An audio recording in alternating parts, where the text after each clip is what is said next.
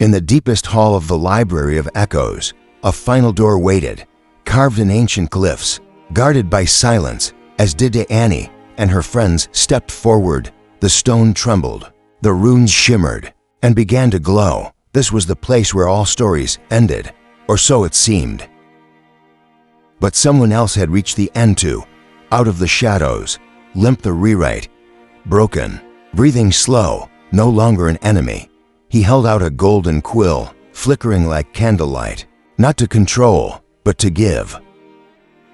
I thought the story had to be mine, but I see now it was never meant to be owned. Write your future, not with fear, but with heart. And in that moment, he offered her not power, but trust. Didiani reached out but froze, reflected in the polished floor. She saw a dozen versions of herself writing, ruling, rewriting, until the world around them shrank into silence. Power always comes with a cost. Was she ready to pay it? She let go. The quill slipped from her hand and shimmered into stardust. A new light bloomed from her palm, not ink, but something deeper, something born of choice. With no pen, no magic tool, she touched the final blank page. Glowing ink vines spread outward, telling her truth in shapes and colors, no longer written for her, now written by her. You were never the ink, you were the spark. And with a smile, he faded into light, his story finally free. All around them the library began to bloom.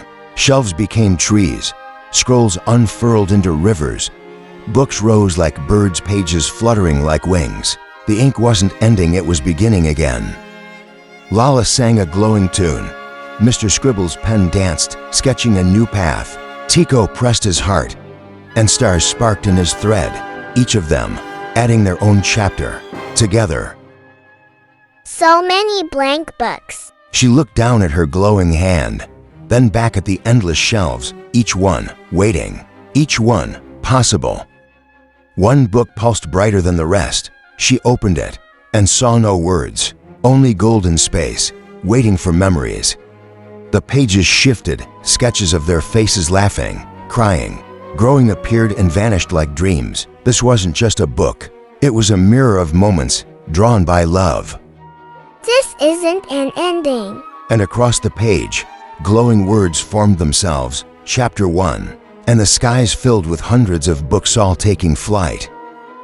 Books opened by themselves, scenes flickered, a puzzle in the garden, a mirror in the maze, a voice in the silence, each one, a story they lived, now echoing back in light. The ceiling melted into stars, and stories rose like lanterns, each with a different glow, a different dream. The sky became a library, and every spark, a new beginning.